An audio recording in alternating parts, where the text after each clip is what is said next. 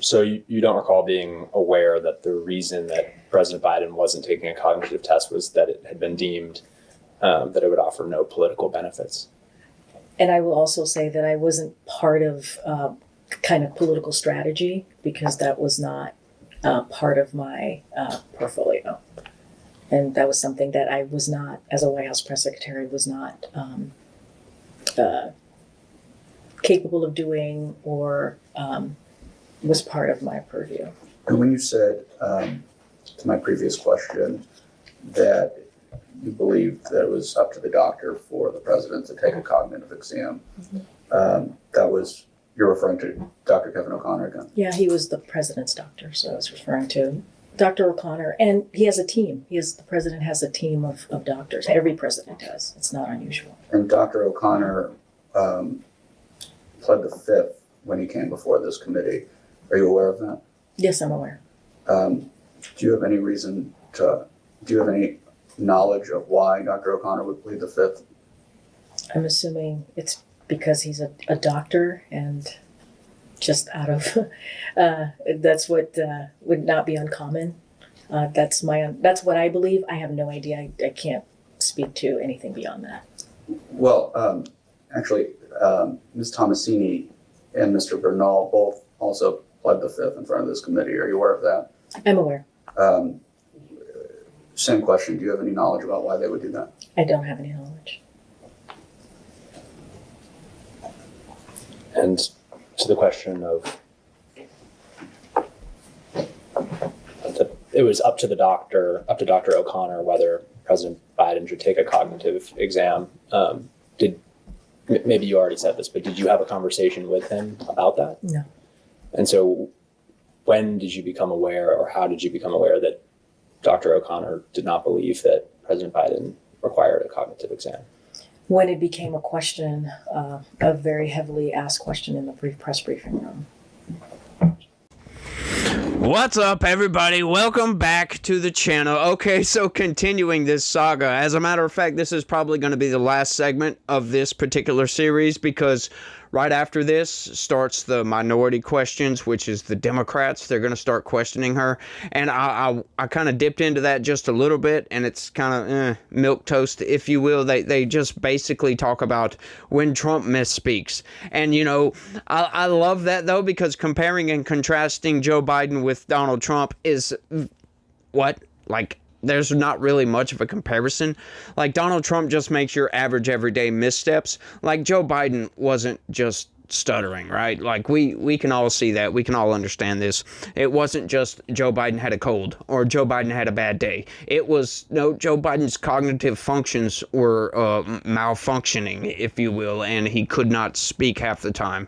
He would freeze up, and we know all this stuff, right? But this is fascinating. This such heavy reliance on authority figures. Oh, well, I'm not a doctor. I can't tell if somebody's in cognitive decline whatsoever. Fascinating that is. She expertly dodges several questions in this here segment, so y'all get ready for this, y'all. It's going to be great. Smash that like button for me. Subscribe if you're new around here. Share this video anywhere and everywhere you can. Click the join button if you would. I'd be deeply appreciative. I'd be your bestie for resty. I'm not going to lie about that. Straight up. But y'all do all that for me. And without any further ado, folks, here we go. Maybe I'm confused. So how did you become aware that Dr. O'Connor had said that President Biden did not need a cognitive exam? I said it's up to, no, what I was trying to say was that it's up to the doctor to make that decision. And you would assume that, you know, that he didn't think that was needed. But that's up to the doctor. That's not up to me. Because I think I was asked, well, why didn't I ask for him to have one? And I said it's up to the medical doctor. Would it have made your life easier if you had taken a cognitive exam? I didn't think about it that way. That's not how I thought about it. I thought, this is a medical decision. It's not my decision to make. It's a medical decision. And that was decided on outside of me.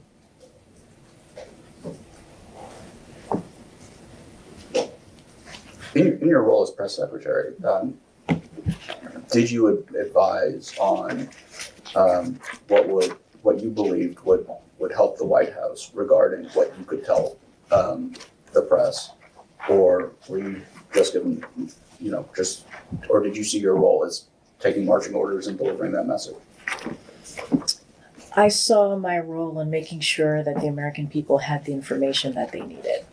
That was my role. When it came to policy issues, obviously there are policy experts who knew how to talk about those issues.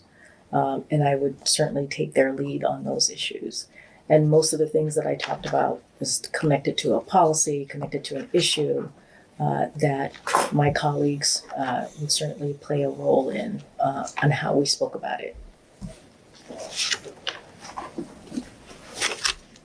I asked, I think, in the first hour about your impression of the American people's concern, or whether they had concerns about President Biden's mental or cognitive health. And I understand you certainly can't speak for every person, but maybe I'll leave it to you to characterize. Do you think the American people had those types of concerns, that some of them had those types of concerns, or many? Look, what I know is that polling was often used from reporters about what the American people believed and thought. Obviously, it's a subset of group and it's a snapshot in time. When you talk about polling, that's as far as I can speak to. I think one of those polls that got brought up to you at the time was a poll from June of 2024 that found that, quote, 72% of voters do not believe that Biden has the mental or cognitive health to serve as president, as well as nearly half of his own party, end quote. And so when we've brought that up to some of our other witnesses, many have made hay out of separating concerns about President Biden's age from concerns about President Biden's mental or cognitive health. And several have said that they believe that the American people were only concerned about his age. And frankly, I don't believe that. I don't think that this poll reflects that either. What do you make of that? Look, what I can say is, and I think just repeating what I've said multiple times here, is when it comes to his age, he aged. We all do. We saw it. He talked about it. He owned up to how things had changed for him, certainly physically. He talked about that often. And what I can say, my observation deals with his mental acuity, right, is being able to do the job. And this is someone who was able to do the job day in and day out. And that's what I saw. I'm not arguing the age. I don't think any one of us are. Sure. We never did. I didn't do that at the podium. But what I wanted to make very clear is that he was more than capable of doing the job. That's what I observed. And you've made that clear, and I understand. But I think the question is more so, separately of your opinion, this poll says that 72% of voters do not believe that Biden has the mental or cognitive health to serve as president. Does that sound like they were concerned about his age, or does that sound like they were concerned about cognitive and mental health? Granted, those things are associated with age, but it's a separate question. Is that right? What I can speak to is what I observed. And we've talked about the age.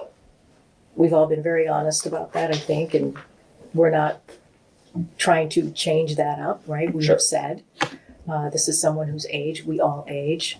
But what I, just speaking for myself, wanted to be clear as someone who saw him on a daily beat, if you will. He was alert. I would have back and forth conversation with him. And he was always looking for information from me. I was always trying to go back and forth with him on an issue that mattered to him and the American people. I mean, we had a lot of conversations, and this is somebody who was certainly alert and aware and focused every single day. Right. I don't want to belabor the point, but other witnesses have been hesitant to even admit or say that the American people had concerns about President Biden's mental and cognitive health. But my impression, and I think my impression of your testimony today as well, you were fielding questions about that topic somewhat frequently. independently of his age, questions about his cognitive and mental health. Is that right? I was the White House press secretary. Anything that the press wanted to talk about came through me. Right, but including that. I mean, I think I've been pretty clear that that is something that came up a lot in the briefing room for a good part of my tenure as the White House press secretary. It was talked about a lot. It was brought up a lot, and I answered their questions every time I was asked about it. You said that you would speak with President Biden about inquiries you were receiving from the press. Did you speak with him about inquiries you were receiving about his mental acuity? I would let him know what the press was thinking about or wanted to talk about or what was coming up in the briefing room. What was his response to things like that? He took it in. I don't remember a specific response, but he would be like, okay. Really? Like he wouldn't be a little. I would understand if somebody were offended if they were questioning my mental acuity, but you don't remember any kind of response from President Biden? As I said just moments ago, it was something that came up all the time. So it wasn't unusual for me to say, this is what's coming up in the briefing room, because it was a constant thread, if you will, narrative of the administration. So it wasn't unusual for me to say to him, hey, this is coming up. What would you actually say, or was there anything you wouldn't say? Maybe you don't want to offend him by phrasing something a certain way. How would you present? It's a delicate issue. Yeah. So how would you present that to him? I mean, look, I was pretty forthcoming and honest with him, and also he would see the briefings himself sometimes, right? Like he would see the reporting himself. So he saw for himself what people were saying and what the reporting was. So, I mean, wasn't telling him any secrets, right? He saw for himself. Did he ever, have an opinion about his own mental acuity? I wouldn't be surprised if he did. Can you say more? Sure. Did he ever opine on the criticism that he was in some sort of cognitive decline, or maybe he lost his fastball or something like that? I don't remember anything specific. Okay, so I want to kind of interpret that right quick, if I can, with you guys. So basically, when the investigator asks, so how did Joe Biden react when you addressed concerns that the people or the press are asking about his mental capabilities? Karine Jean-Pierre would then say, he spaced out. He froze up. Basically, he took it in. Are you kidding me? Like, seriously? Like, you couldn't get a giggle or a humph or something out of Joe Biden when directly addressing his mental capacity, for crying out loud. You didn't get anything. He was just stoic. Right. So, like, folks, this is some expert question dodging, basically. When a question pops up, where were you on, July 17th, 2024? She would basically say, that spider on the wall has gone in a W pattern 5 times right now, and I don't believe that anybody else has noticed that spider on the wall going in a W pattern 5 different times. But I believe if that spider on the wall goes in a pattern and that W pattern 6 more times, then we will have 11 times, 11D as a matter of fact, times of that spider going in a W pattern. That will be a complete and utter zigzag. So, to answer your question, the public, like, what? What are these answers here? What is really going on in Karine Jean-Pierre's brain right there? Like, and once again, folks, like, what's going on with the investigators? How come they're not pressing harder? How come they're not just telling her outright, that does not answer the question, not in the least. It does not further our investigation at all. Can you please dig a little bit deeper? If you must, think about your responses, right? Think into the past, because we understand that this was almost a year ago at this point, and longer. So think about what you're saying before you say it. Don't just start answering questions. And don't just tell us that you can't recollect something and you want to make sure and get all the granular details. We don't need granular details. We need specifics, but they don't have to be granular, for crying out loud. Like, this is just utter ridiculousness, folks. And like I said, this is going to be the last little iteration of this that I'm going to be doing. I understand the people have been enjoying it. They've been blasting the comment section with you know, a lot of funny comments, if you will. And I'm enjoying those. So you guys keep those comments coming for sure. For sure, I love it.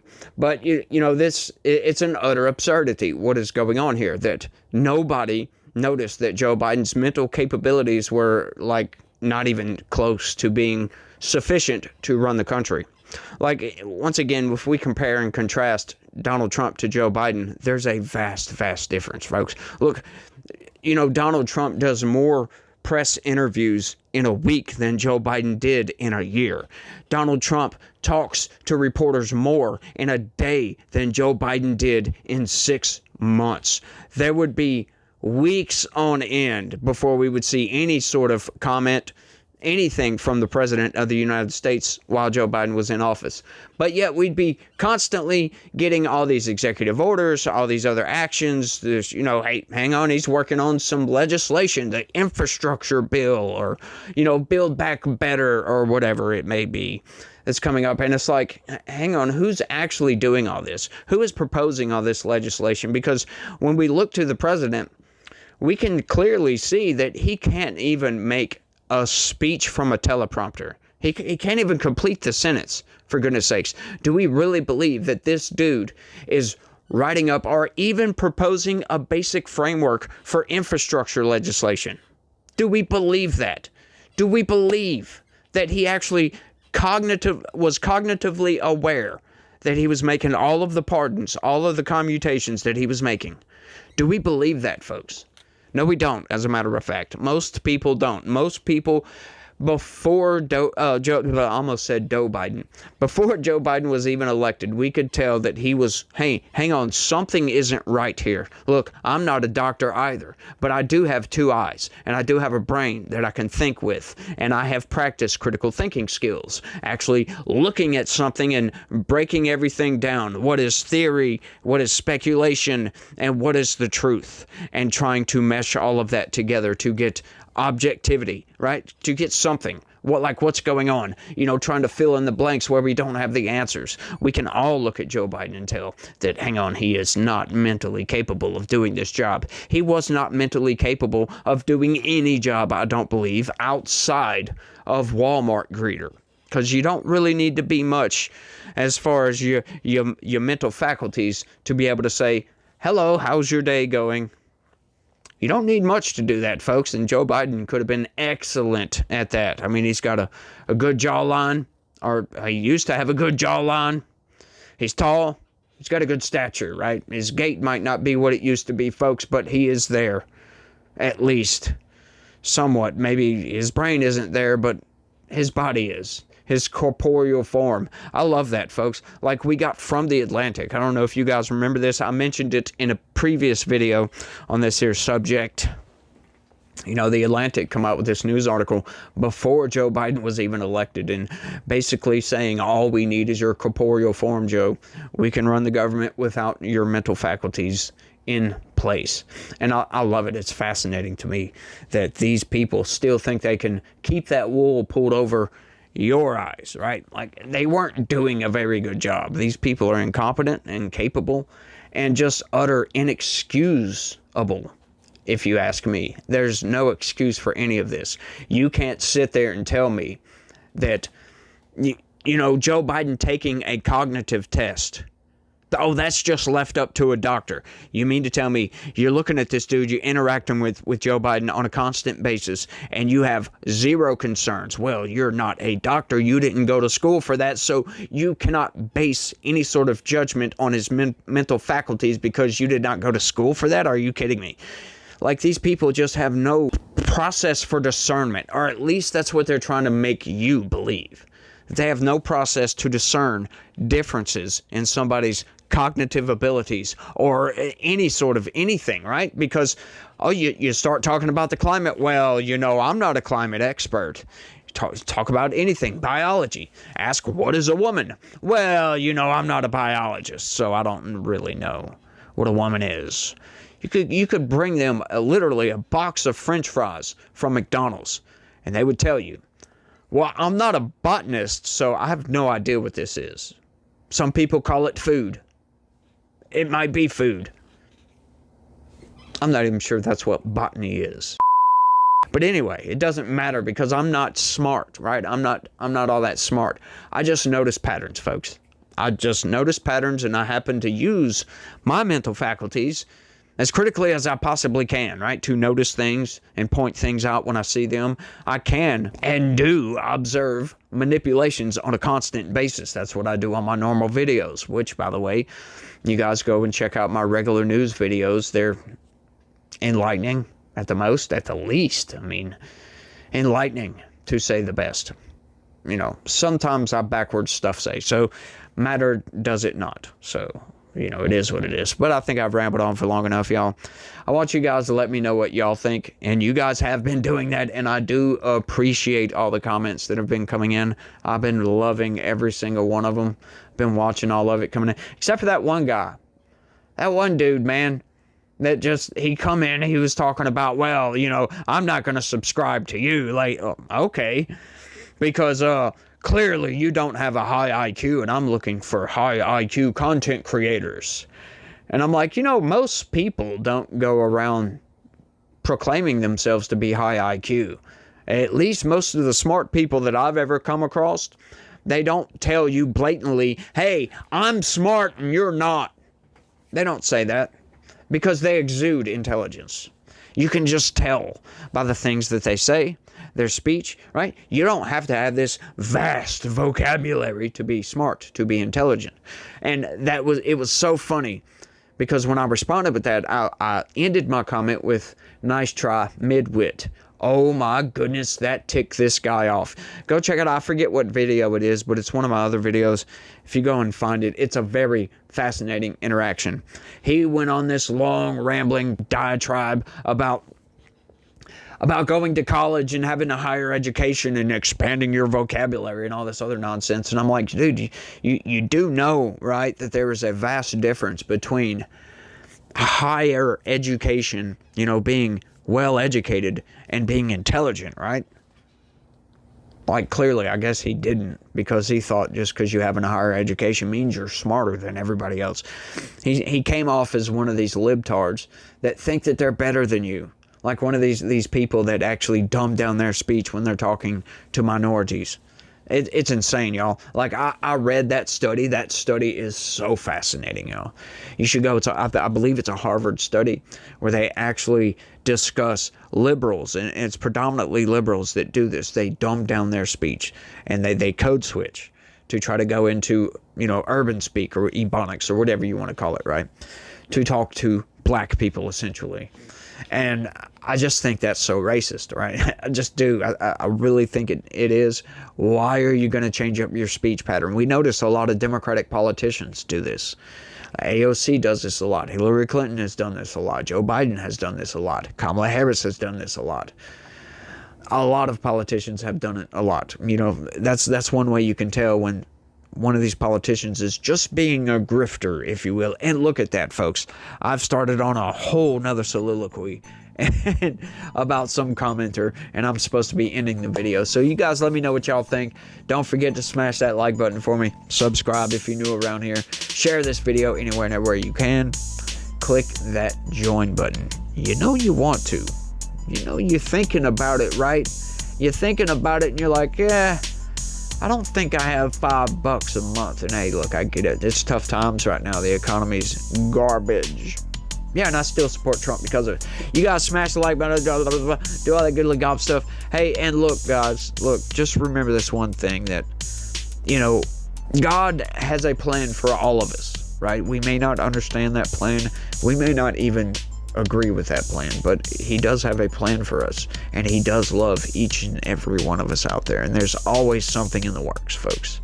There's always a purpose to everything, folks. Anything that, you know, minor things that happen to us, good or bad, there's always a purpose behind these things. It is just up to you to discern what that purpose is. But y'all try to have a good day. Stay legitical. Peace.